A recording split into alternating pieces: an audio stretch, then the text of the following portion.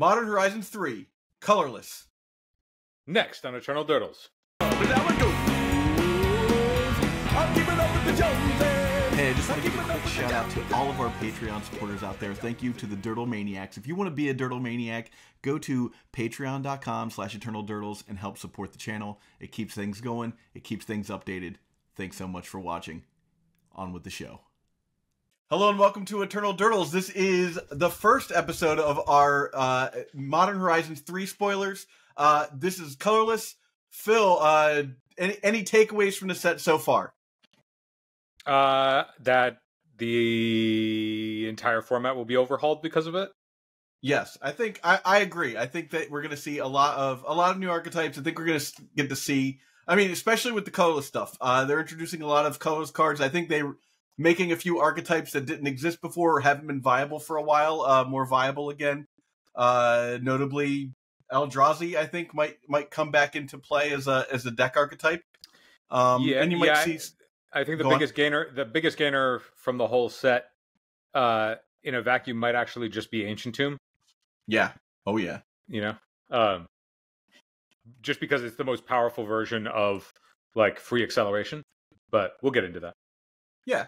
All right. Well, let's. We're just gonna hit the Scryfall spoiler here because if we do that, we can go right down the thing. So if you're following along with us, you can get to see. You'll get to see the cards. We'll put them up, obviously. But if you're listening audio only, you can look at the cards through Scryfall, or we'll have a list of them up on our Mox Field as well, so you can go click there for that.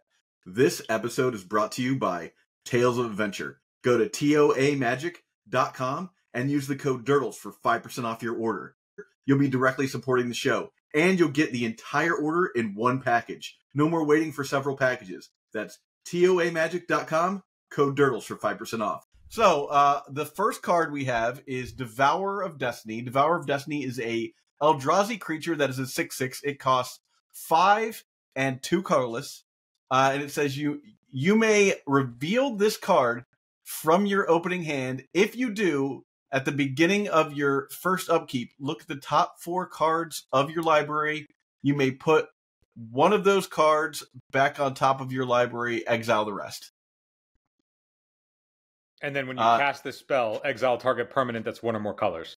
Yes.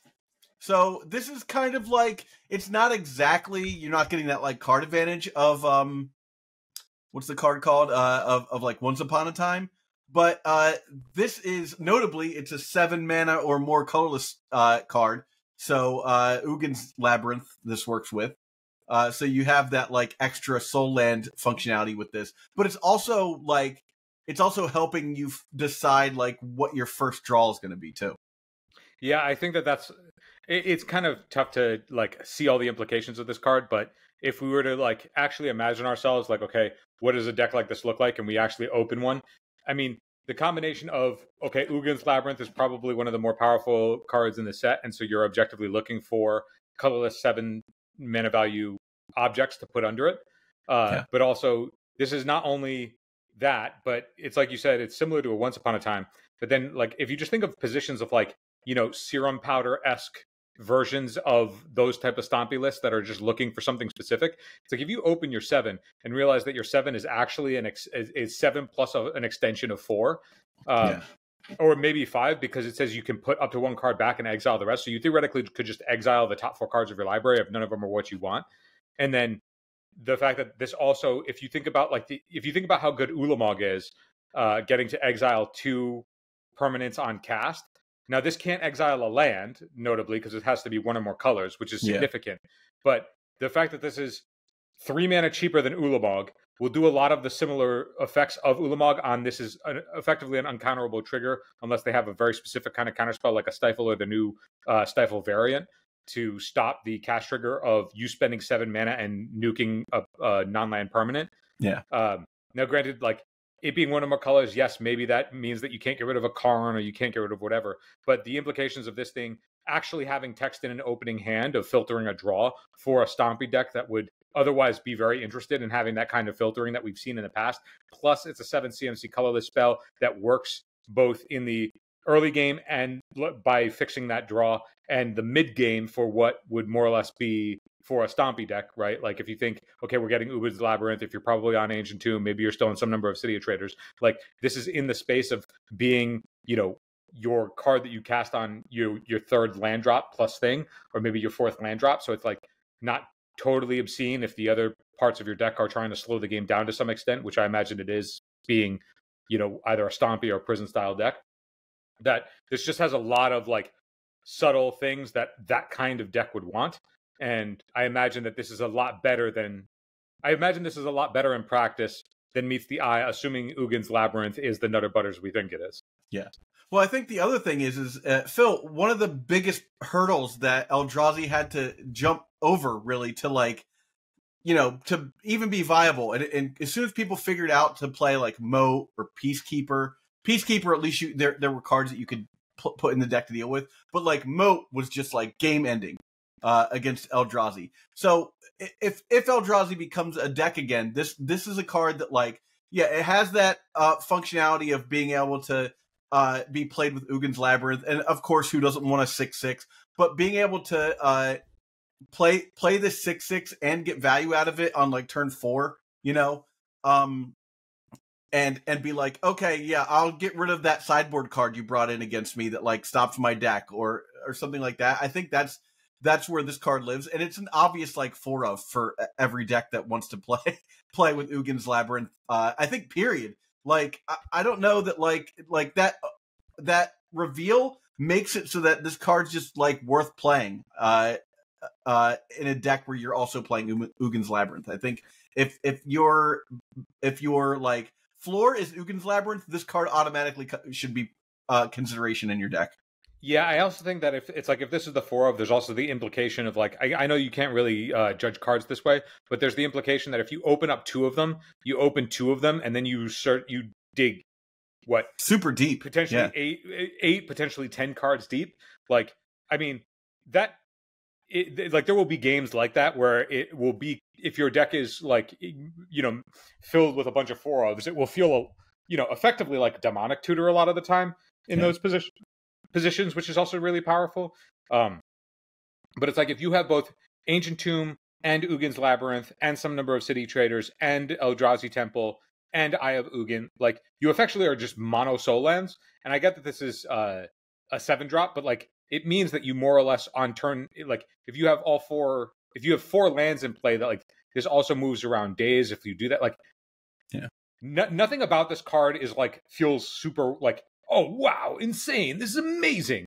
It's more of like everything is just like practically effective. You know what I mean?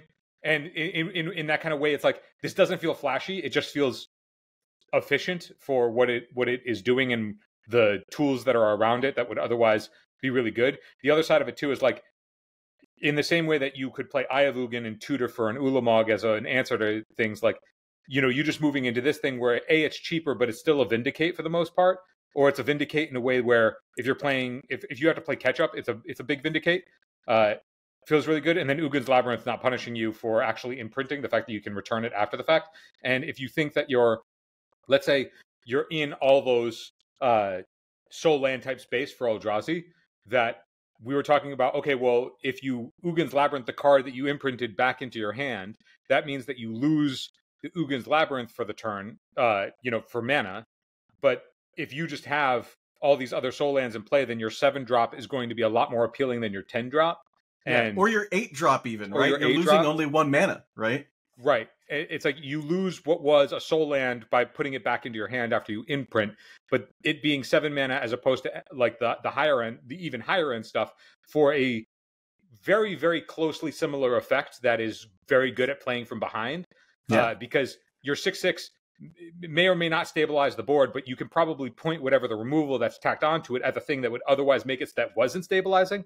Does that make sense? It's like, either this thing is the biggest thing on the board, or it exiles the thing that would otherwise stop it from being the biggest thing on the board in a meaningful way. And it's a cast trigger, so even if this does get like dazed or countered or whatever, you're still getting that, like Meteor Golem effect. Yeah, and we'll have to see like how deeply impactful I forget the name of the counterspell off the top of my head, but the counterspell that is effectively like it stops a cast trigger or any amount of colorless spells with replicate.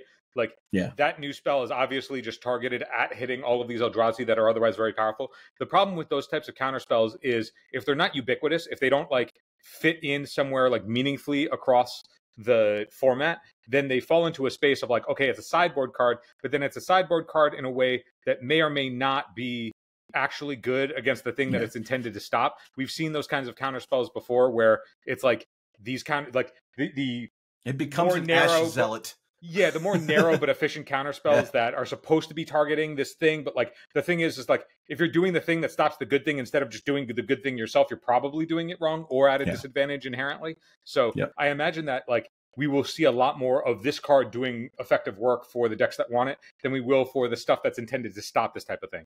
Yep. All right, let's move on to Emrakul, the World Anew, which is a 12-mana Eldrazi, legendary creature, of course.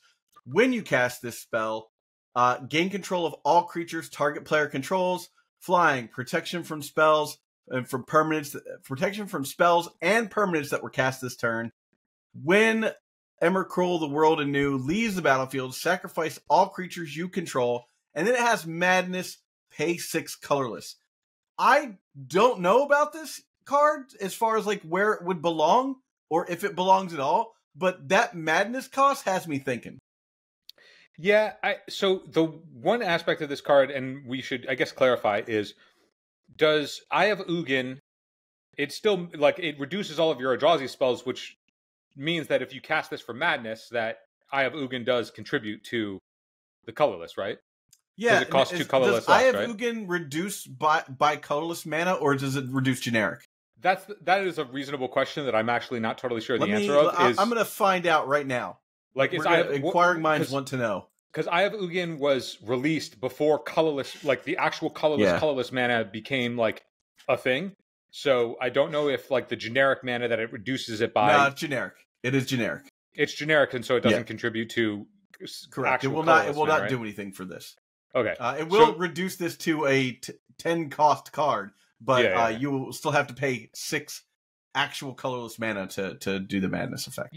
Yeah, so I think that like obviously the crux of this card is how effectively you can Madness it, and then like because if that's where the discount is. So if you can Madness it, like if you're a Gaia Reach Sanitariuming off of all of your soul lands, like maybe you're in a space where this becomes cheaper and you can do it at instant speed and shit. I think the best for this is like we have to look at the floor for this one too, and it's like, does a deck that wants to play this card care about its opponent's creatures, right? Or would you just rather pay 3 more mana and cast actual Emrakul and then attack and have them sacrifice 6 creatures, right? Well, I think that's going to be the crux for a lot of these. A lot of these Eldrazi's in general is that like when I look at these cards, a lot of them to me are just majority flavor text. Like it's just a mana cost and flavor text, because all of them theoretically just say win the game on them. And so like if literally every Eldrazi that's 10 mana or more contextually in actual play is just functionally reads win the game, and then it's just a matter of like flavor text about what that actually means in practice. But like if they all are effectively the same thing, then like this is just a mana cost plus win the game on it. And if that doesn't change any of the other ones, then you're just going to do whichever one is most efficient, right? Here's something to think about though, Phil. Like Currency Converter, a classic card. If you play, this like new Cloud Post deck with like Currency Converter, which gives you that discard outlet, right? And then you hit like turn 3, right? And you play your 3rd Locust, right? And then you're like, okay, cool. I'll discard something for Currency Converter, and then it's Emrakul, and then I'll just pay 6 with my like 3 Locusts out, right? 1, 2, 3. I'm tapping 2 of them to create 6 mana. Boom! Here is Emrakul. That's a thing, right? Yeah. I mean, I think that's what we're talking about. Like, this is entirely critical on, like, if all of these cards, if all of the Eldrazi functionally read win the game, then you just play whichever one is the most efficient. And so if the Madness of paying 6, like, if that actually reads in practice with whatever tools are used, that this just reads Emrakul, the World Anew, and it costs 6, as opposed to any of the other Eldrazi that cost 10 and above or whatever, then it's like, yeah, you obviously play the 6 drop and functionally win the game because that's what all of them do anyway. So if if those tools like a currency converter or something that is otherwise playable that the deck would want in general anyway, that makes it so that this is just the cheapest version of whatever Eldrazi you would otherwise pack into your deck, then you just play that. And the only other thing that you would do is like the other efficient stuff, like Devourer of Destiny, that like helps fix your draw to like get to that state. Because if you can compact the game down by 2 or 3 turns, because this costs 6 instead of 10 or 6 instead of 12, then you're like, okay, what's the fastest way that I can get to that? And this feels like if the madness can be done in a way that the Emrakul, the Promised End, with its like cost reduction out of the yard, like nobody really moved into that space because you were just like, well, there isn't a meaningful way that I want to play the Eldrazi or the colorless big deck that dumps a bunch of shit in my yard. I would just play the other thing because by the time I would do all the stuff that dumps in the yard, I'm just that big Emrakul anyway. So if there is a legitimate, like, oh yeah, currency converter is something that we've wanted in general, or something like that, that like the deck otherwise would want, and then this just makes it so that this is the cheapest payoff to that thing that we otherwise already want, then I see World Anew just becoming the new face of what that looks like. But I am not the Cloud Post player or, you know, the Eldrazi player in general. So like I have no experience for what like that enabler actually looks like of like, oh yeah, we would absolutely want that. Like I can tell you deduce is the fucking truth for miracles, because the draw a card just sitting on the board for whenever you want it is an insanely powerful thing for the thing that kind of deck wants. But I have no idea what that looks like, what the deduce of a Cloud Post or the deduce of the Eldrazi deck is, because why would I ever play those cards? Yeah. Eternal Durdles is proud to be sponsored by Moxfield. Moxfield is the best Magic the Gathering deck building website on the internet. You can create, share, and find decks from Commander to Legacy, and even fan-supported formats like Pre-Modern and Old School. You can see all of our decks on our Moxfield. Follow the links below to stay tuned. All right, so moving on to Glaring Fleshraker. Glaring Fleshraker is a 2 and a colorless for an Eldrazi drone creature that is a 2/2, and it says, whenever you cast a colorless spell, create an Eldrazi spawn token. That's an 0/1 that sacks for a colorless. And then whenever another colorless creature enters the battlefield under your control, Eldrazi Fleshraker deals 1 damage to each opponent. I'm looking at this, and the first thing I think is like, do I want this in 8-cast? Because throwing down baubles and getting paid for them and doing damage to your opponent seems like kind of not bad, right? Like, I play a bauble, I net mana, basically, right? And I ping my opponent. I don't know that that's exactly where I want to be personally, but like that's not terrible. Having a bunch of baubles is like is interesting enough to me that like remember artifacts are colorless. You know, like it doesn't have to be devoid creatures or Eldrazi to knock this off. So this might be one that actually has crossover outside of the Eldrazi style decks.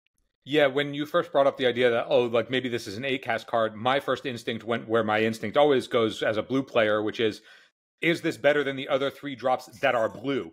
Because I know that blue count is something that is always a concern for those types of decks. Now, the thing is I don't know exactly what the ratio is of like the optimal version of what 8-cast looks like these days, but I imagine that blue count would be something. It's like, is the payoff or the return of this card weighted enough that the cost to the blue count is significant? Because like when I first read this card, my first thought was this is like the old Eldrazi aggro, like the the clone plus Thought Not Seer plus Reality Smasher. Just count the mimic. Amount of, just count the mana you have and play whatever that card equals in your hand, and don't think much beyond that. Like I imagine that this card is in that space because this card leans aggressive to me because of the damage, obviously, but it also just not caring what your like it not needing any color, obviously, whatever, like you're already in your soul land space, so this is like easily a 2-drop through days.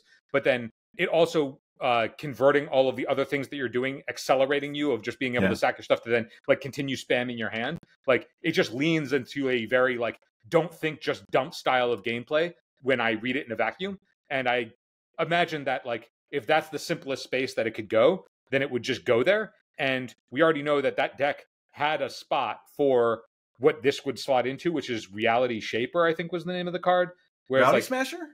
not Reality Smasher. It's the 3-drop that was just like a 3-mana 3/2 that when it dies it replaces itself or whatever. Yeah, replaces itself. This is better than that, I think. This is obviously like leagues better than that. Yeah. And so it's like if you were just literally to take that deck, if it were to function and then just got a significant upgrade to that slot, that like, oh, now this deck not only has reach, but it also has this other stuff. Like maybe that's a thing.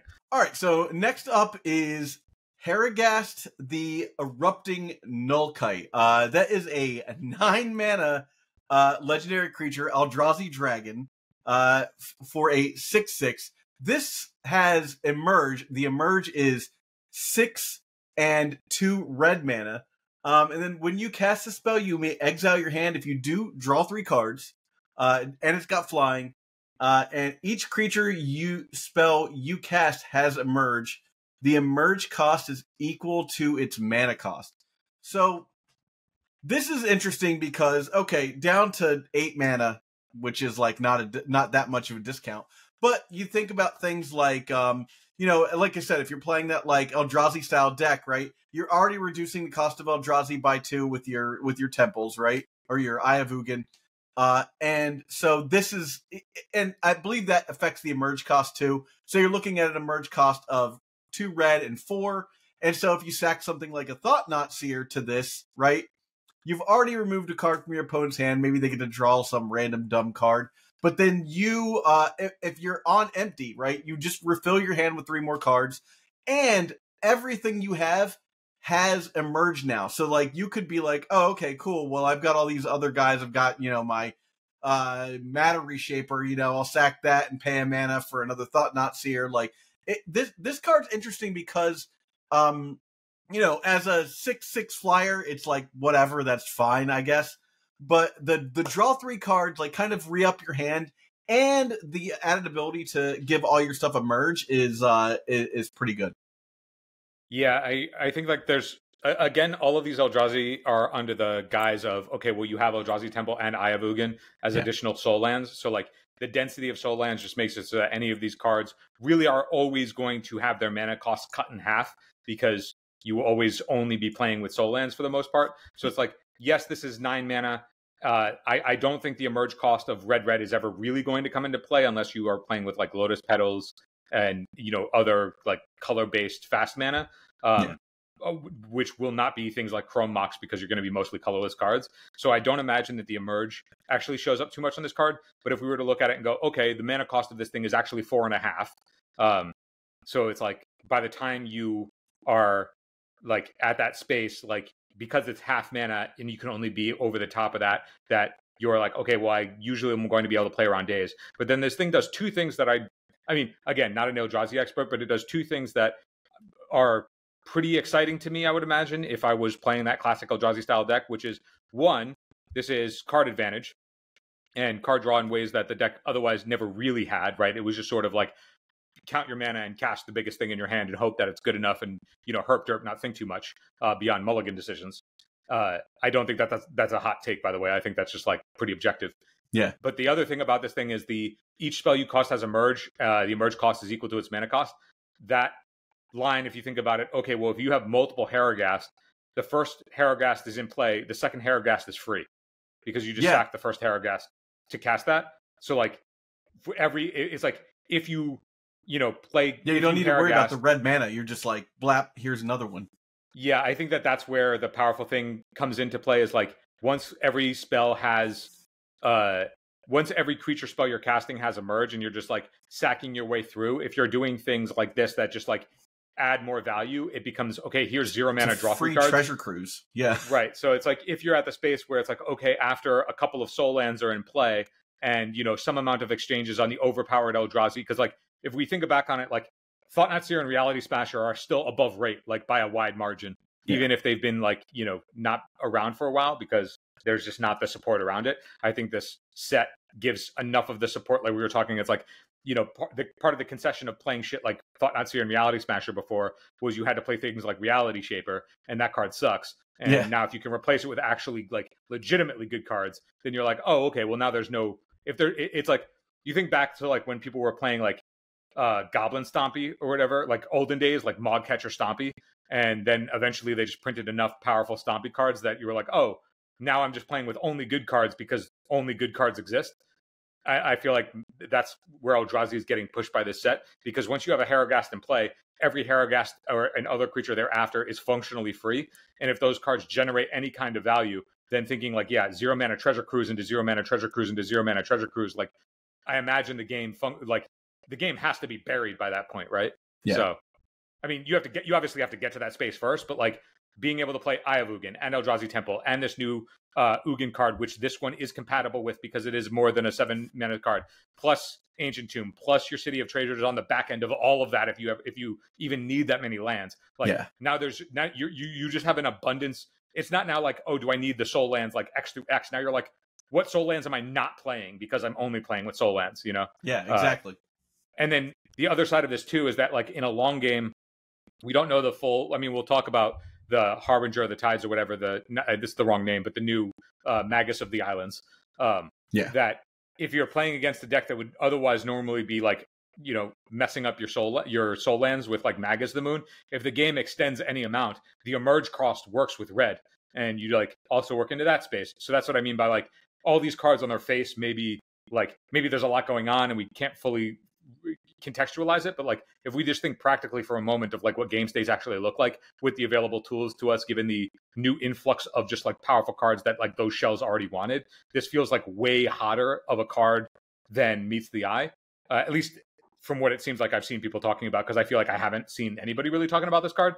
And in the same way that we're talking about Devourer of Destinies or whatever, it just like it feels practically way more in line with what all those decks already were looking for in the first place. That now that plus Ugin's the new land, like it just feels way better than I think anybody's fully contextualizing it, because we're not fully thinking about what it looks like in play patterns. But that's how it reads to me, at least. One other point I wanted to make about this, since you were talking about like if you draw the extra Herigast and you put it into play, Herigast and put it into play, it's legendary, and at that point doesn't matter.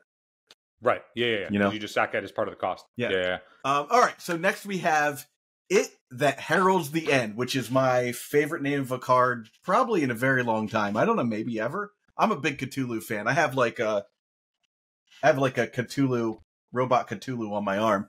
Big fan. That Heralds the End is like the most like HP Lovecraft like possible name.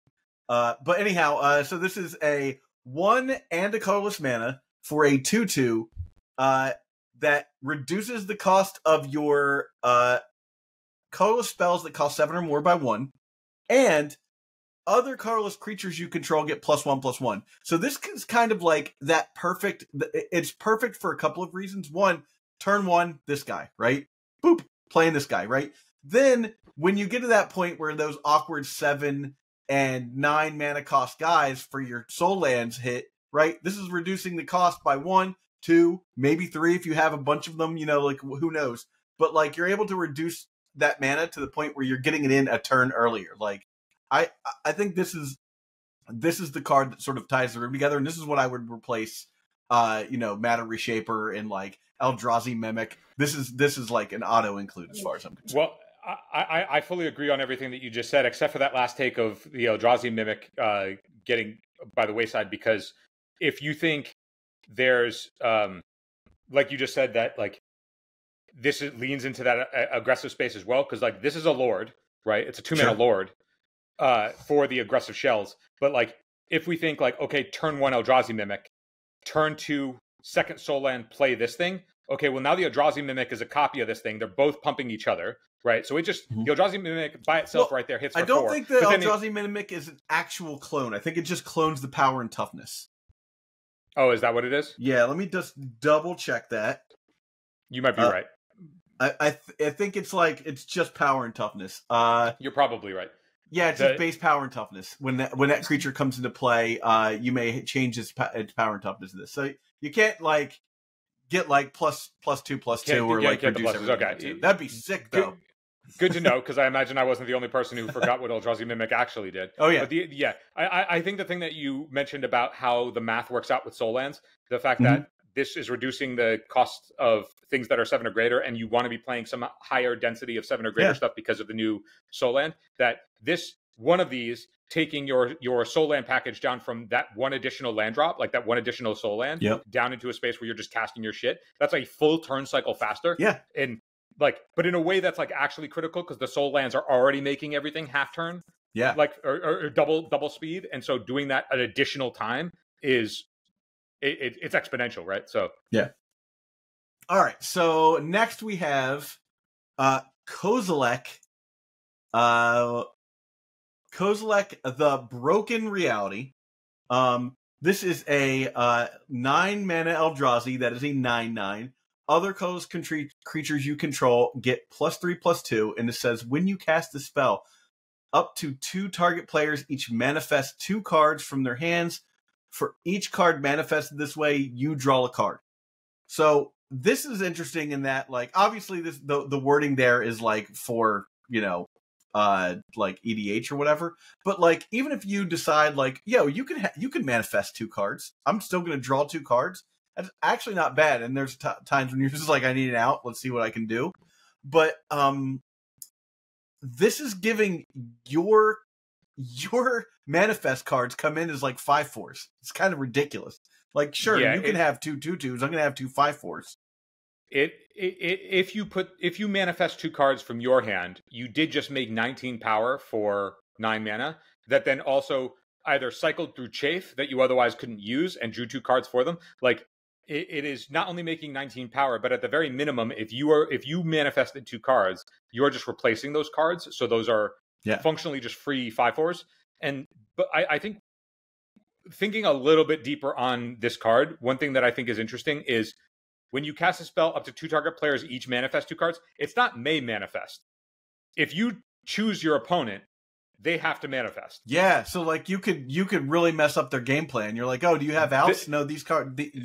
You're tapped out. You can't Swords my guy next turn because you had 2 Swords Plowshares in your hand that you're going to use. Right, and now they're 2/2s. It's essentially if you are already in the space of playing these an Eldrazi deck and casting this kind of shit, you're already in the space of like bullying the opponent around in a way that's like overwhelming.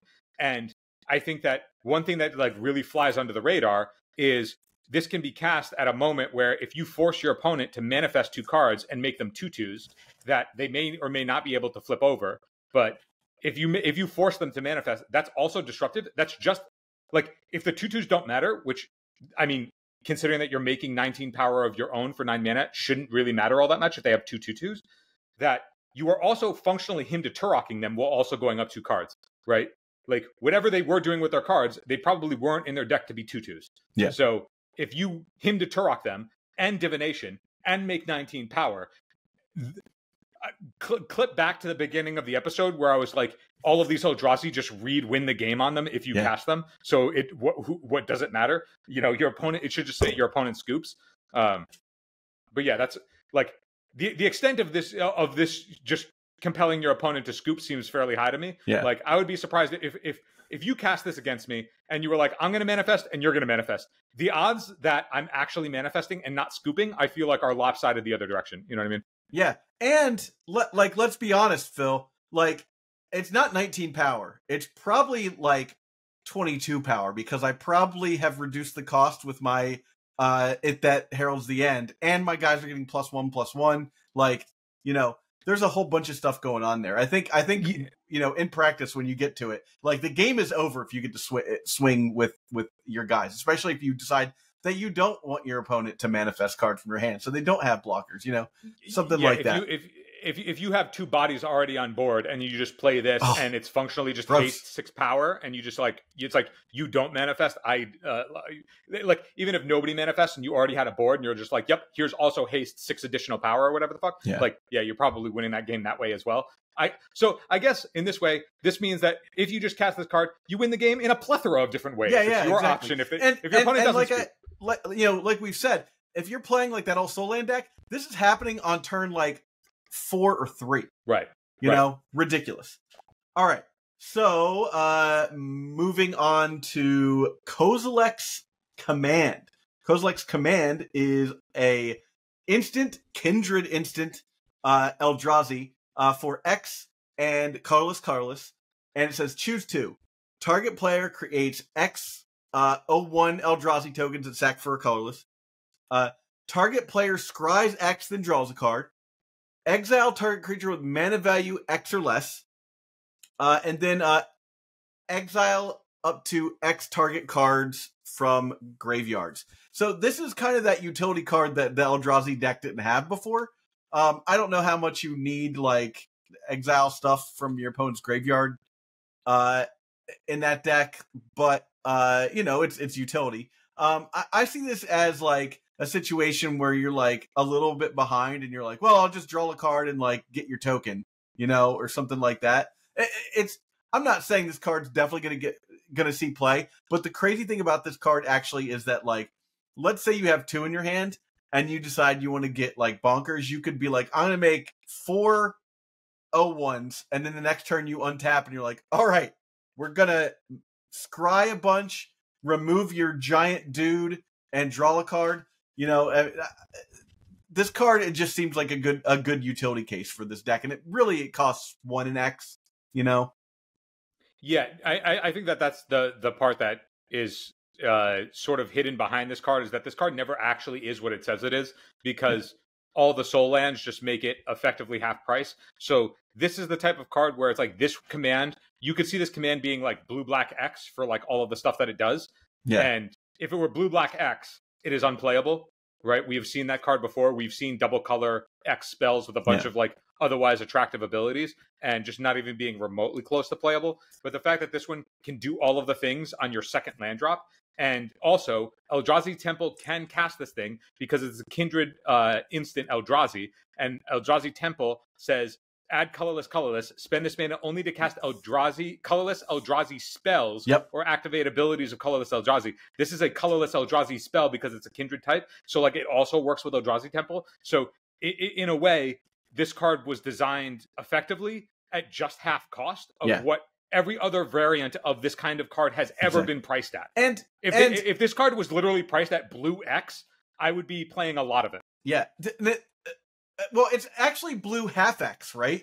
Right. Yeah, like, exactly. Yeah. That's the crazy part. Is like on turn 2, right? If you really needed to, you could be like, casting this, X equals 2. That is a 4 mana spell that you're casting and getting 4 mana worth of value for what is ostensibly 2 mana in your deck.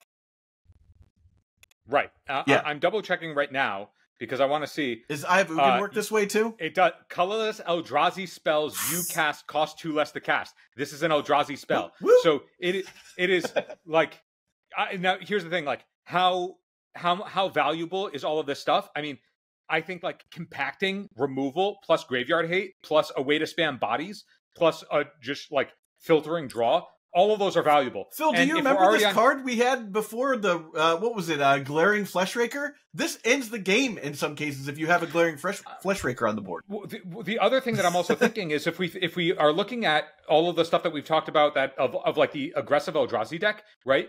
That Heralds the End is a Lord. If you just play that, if you like end step, make a bunch of 01 bodies and then untap, you know what I mean? Like, but like, it's like, but at the same time, like, there's a bunch of these lords that are attractive that it's just like, hey, not only this, but then like, even if you were to play this, it's like every other thing at instant speed now that you want to do with your colorless mana, it just like stop, like, okay, you can never deal with removal because, or I mean, your opponent can never deal with the shit with removal because you're just like, whatever, sack my board, add all this mana, your shit resolves, it fizzles, recast another Eldrazi thing, just rebuild all of that again. So it's like effectively insulated because the Eldrazi spawn just sacked to make more mana for the next thing. So it's like all of it is subsidized by all of the things that are already there in a way that like will make this card effectively half price or less. And then like, I think the thing that like we keep coming back to without actually saying it out loud, so I'm going to say it out loud, is every one of these, the first one is good. And then the second of any of these things after the first one is just berserk. Absolutely bonkers. Okay. So let's go on to Nulldrifter. I know this is technically a blue card, but I'm considering all of the. It's the same thing with like the Herigast. It's red, but it's blue. But I'm just going to include all these here. So Nulldrifter is a 7 mana 4/4 flyer that is also an Eldrazi. and it says when you cast this card, so you can.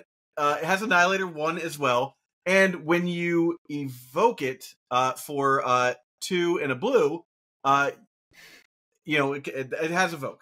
Sorry, it's when you cast a spell, draw 2 cards. So this is deceptive because like this isn't the worst card to just evoke against like a reanimator deck, and then they're like, oh, I'm gonna cast Exhume. Oh, looks like I got it back, But it's big enough that like if someone tries to reanimate this against you, that's not gonna be great.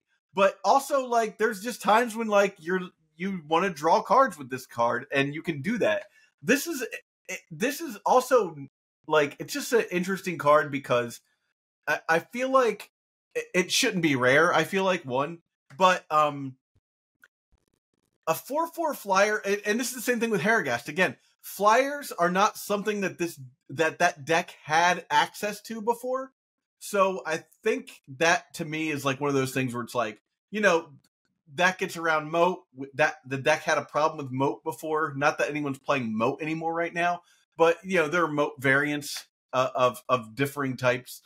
I think Teferi's moat is a example of cards like that. Five mana, yeah. Yeah. Peacekeeper is another card, obviously, but 4 mana, like this card almost feels like I could think about playing it in 8 cast as like cast 9 through 12 if I really wanted to. Unfortunately, it's not blue, so I'm not pitching it to Force of Will. I just love this card. I like it a lot, but I don't know if it actually needs to see play in that deck. But maybe Cloud Post just wants to refill its hand and put a 4/4 into play. Yeah, I think that the other side of this card too is that if depending on you have Eye of Ugin, Eldrazi Temple, Ancient Tomb, and then if you are on enough of the what is it, Ugin's what's the new land? No, not Eye of Ugin. No. The new one in this. Ugin's Labyrinth. So depending on how much Ugin's Labyrinth is part of your mana base, I feel like it influences. Thanks for bringing that back. I forgot about that. That's why this is here. It's all contingent on how many of those you play. If that is like your base backbone 4 of, then you need some density of 7 drops. And indeed, then what is the balance between what we were talking about with it that heralds the end versus that sort of aggressive Eldrazi slant that is playing like Thought Not Seer and Reality Smasher and just being really aggressive, like or the new 3-drop that we're talking about that replaces Reality Shaper that spawns a bunch of things and has reach. So it's like how much of that space is more enticing and more effective that Ugin's Labyrinth is sort of secondary, because if you're playing Ugin's Labyrinth, the cost of having to play all of these additional 7 drops, which slows you down by a turn cycle, when really it's just the 2 and 3 drop that's the actual thing that's going to push the archetype. That I think once people figure out which of the better versions of Eldrazi it is, I imagine it's just the get 'em dead, overpowered, everything is half price deck is just the more powerful version, because historically, I mean, the cheaper card is usually the better card, right? Yeah. Especially when all the cards do all the things. So I imagine that the more aggressive slant that steers away from Ugin's Labyrinth is probably where we're at, because Legacy, unlike Modern, Modern doesn't have the same plethora of soul lands for Eldrazi that Legacy has, because Eye of Ugin is banned in Modern.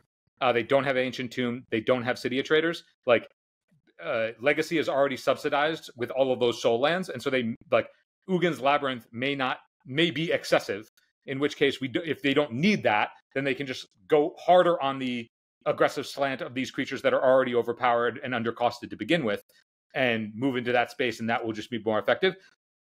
If this card is appealing for Ugin's Labyrinth, the other side of it is you can evoke using your Cavern of Souls to make color, and that's not nothing. So there's stuff to be figured out here. But Phil, I was looking at, so I was spending a little bit of that time looking for a card that I thought like, will this card be the like sleeper like MTG finance play? The card's called Corrupted Crossroads. Do you remember this card at all? Did you play Oath of the Gatewatch Limited at any point in time?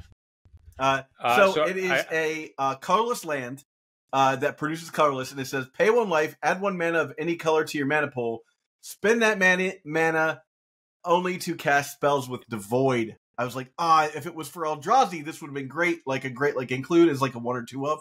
But because so many of these things don't have Devoid, that's kind of a bummer. It is weird that Devoid is specifically a names mechanic on that card as opposed to just being colorless. Like Eldrazi or colorless spell. Yeah, unfortunately. Yeah, like if Devoid also meant colorless, so never mind with that. But let's talk about our next card, which is this is a tough one to evaluate actually for me, which is why I want to talk about it. Null Elemental Blast. This costs 1 colorless mana, which is a shame. It should just cost 2. Like, come on, get on the boat, guys. So choose 1, counter target multicolor spell or destroy target multicolor permanent. So it's a red elemental blast, blue elemental blast, but it's for multicolored cards. And you need colorless mana to cast it. So how do you feel about this?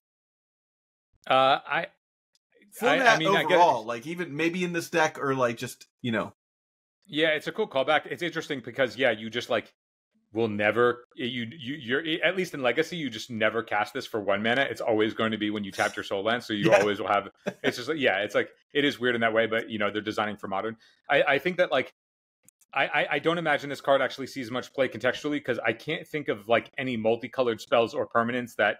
Would you really want to counter a like a Baleful Strix that badly? Like, who casts Baleful Strix anymore? That, and then also it's the other side of that too is you would need to be playing this, like this would be like your red elemental blast or blue elemental blast that's like sort of trying to line up with something specific. Like when I bring Pyroblast into my deck, it's like, well, I have to have the most efficient way to deal with a Teferi or a Narset. Like, it's like the Pyroblast isn't, in my mind, when I play those types of cards in my sideboard, when I play Blast in my sideboard, I'm not doing it generically for red decks or for blue decks. Yeah. It's like, I have a very specific idea in mind of how this card is supposed to line up in the post-board matchup against something. It's like, this blue elemental blast I'm bringing in has to catch the Magus of the Moon or I die. Like this is the most relevant card to hit on this is like after a Atraxa has already entered play from a reanimate. It's like, oh great, they drew like 4 cards already though. Yeah, it's like that or like Minskin Boo, which, it's like an Eldrazi deck would go over the top of that anyway. But also like Minskin Boo is also in one of those power outlier cards that we talked from last episode where the window has shifted. So it's just been pushed out. Yeah. But like Beanstalk is the new power outlier that has like shelved Minskin Boo that was otherwise an already power outlier on its own. Just cost 1 more mana, So, but it's like, I mean, don't get me wrong. I'm happy to never ever see a goddamn Minskin Boo ever again in my life. Like, I miss playing them. that card playing itself is the most uninteresting piece of shit I've ever seen. But I'm happy that theoretically we never see it again because these power outliers, one disease will eat another. But I also can't imagine. I sort of can't think of anything in the format that Null Elemental Blast would A, have a home in, and B, have a home in with a critical target that you would board it for anyway. So. All right. So then we've got Twisted Riddlekeeper. Here's an even costed card. 8 mana for a Eldrazi Sphinx. It's an uncommon. 5/5. This has Emerge, but the Emerge cost is weird. 1 colorless, 1 blue, 5. So it's like almost like a multicolored Emerge. And it says, when you cast a spell, tap up to 2 target permanents, put a stun counter on each of them, flying. And I include this card for its Emerge cost, obviously. But on top of that, the tap down ability, and it has flying. Like there's like a lot going on with this card that makes it like it feels like a card that you want to play in a draft deck, unfortunately. And with so many other cards that have flying that I would choose beforehand, like, again, the moat isn't as big a situation now. So this was a card that I just looked at and was like, maybe, but, tapping down your opponent's guys for like 2 turns, I think, like, if you're casting things for 8 mana, you're probably already winning the game. I was going to say that I think, like, a lot of the play patterns of, like, thick beat face Eldrazi are just beat face and who cares? Yeah, just play something bigger than this. That's a lot of the pattern. But also I think that like Kozilek's command being its own set of removal, like, is just cheaper for what you would want to like make combat a night. Like more than the already nightmare that it would probably be for your opponent anyway. And so I can't imagine that like this overcosted thing that you just have to sort of functionally read as removal, right? It's just like a way to like tap down and get in the damage. And it's like, if you're at this point where you're like looking at an 8-drop, you're probably just looking at the new Emrakul, the new Kozilek, you know, any of the, you know, if you're in that 7-drop space, there's already the other 7-drops we talked about. Like this one just feels like it is a casualty of its surroundings and everything just being more powerful and better at what it offers, that it is unlikely to see play and constructed. Yeah. All right. Next we have Ulamog the Defiler. Ulamog the Defiler is a 10-mana Eldrazi. It's a 7/7. When you cast a spell, target opponent exiles half their library rounded up. Sweet. Ward. Sacrifice 2 permanents. Ulamog the Defiler enters the battlefield with a number of +1/+1 counters on it equal to the greatest mana value among cards in exile. And it has Annihilator X, where X is the number of +1/+1 counters on it. So,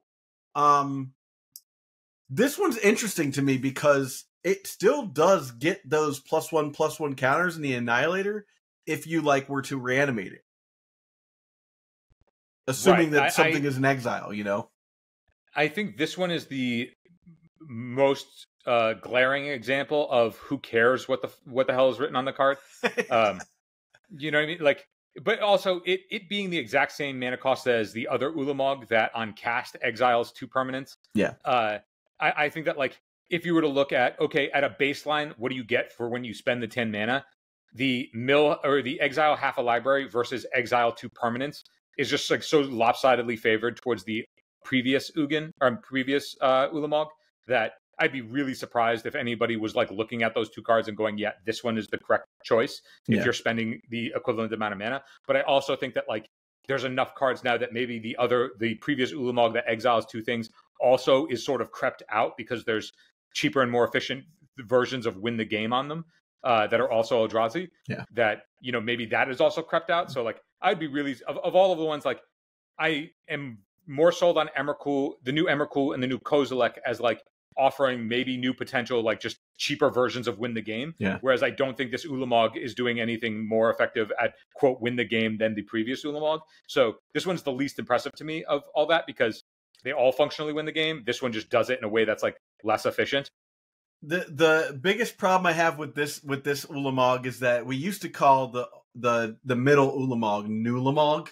Now this is Nullamog, and you know that's just gonna screw everything up. Well, I think that this one isn't actually constructed playable in the way that the previous one is. So I imagine that Nullamog that we know and hate still remains the one that we know and hate. Because if anybody casts the Defiler against me, I'd be like, oh, this is like if somebody cast this, exiled half my library. If I didn't like, scoop and was like, oh, you're telling me that if I use my Swords to Plowshares on this, I get to choose what I'm sacking as opposed to you getting rid of like the word, you know, like that seems infinitely better than the other alternative, even though both of them probably just say win the game. You're like, well, I don't need this counterbalance against your deck, so I guess I'll sack that. Yeah. It's also like, and it's also one of those things like the part of the like that like Annihilator is just so dumb because it's again like the type of thing where I feel like it just never says what it actually is, which is the game your opponent concedes. Yeah. It's like who cares if the Annihilator is any amount over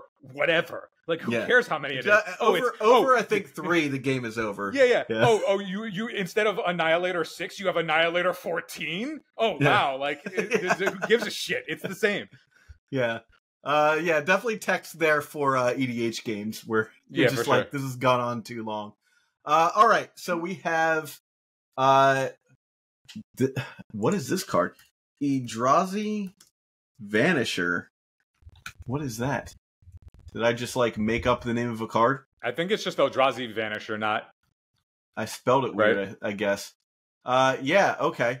Apparently, I just spelled a card very weird, and it just like messed me up. Where is that card? Oh, it's also because it's a translation. So it's I have it pulled up on Scryfall, and it's saying that it's called Wastescape Battlemage, which is 1 in a colorless for a 2/2, an Eldrazi wizard, and it has kicker green and or kicker 1 in a blue. When you cast a spell, if it was kicked with its green kicker, exile target artifact or enchantment an opponent controls. When this card is cast, if it was kicked with its 1 and a blue kicker, return target creature an opponent controls to its owner's hand. So I think that this is an example of if the aggressive version of Eldrazi is where this lives, right? Like if the aggressive slant is where it is, this feels like it's the card that feels the sideboard like disenchant-esque space. Yeah. Because if you have this, I would be surprised if it's I would think that this is more cast with its green kicker because it's a single thing than with the blue kicker. But I imagine that it is on the back of Cavern of Souls. And I imagine that Cavern of Souls is the only non-soul land that exists in these aggressive Eldrazi decks.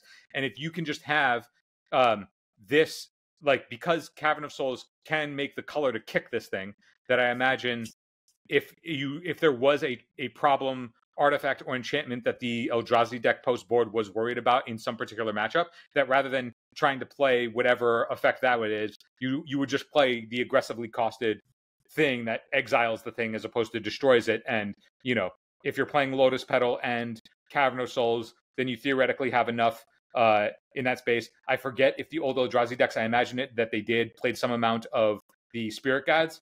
And something like that, yeah. Okay, if you're like, I'll just play Elvish Spirit Guide, and then this is kicked, and, you know, I can exile the artifact or enchantment or whatever. It's like, all right, cool, you know, like, great. Good enough. The one thing about this is that, like, because, like, unless you're playing actual factual basic wastes, you, like, can't actually kick this under a Blood Moon because it requires colorless, and you're only going to be able to make red. So, like, maybe it's not the answer. This is not one of those cards that's a slam dunk to me. It just seems like it's a role player if it actually fills the hole of solving a problem, of which I don't know in the context of what format we're going into will be or would be for Eldrazi. But if this lines up against whatever that is, then this will see play. And if it doesn't, then it'll just be for whenever something does come up that it would see play, because it's just efficient. It's a 2-mana disenchant that also gives a body, and it exiles the thing instead of destroys it, which is meaningful. Because let's say it's you're against a deck with any amount of recursion, like, now your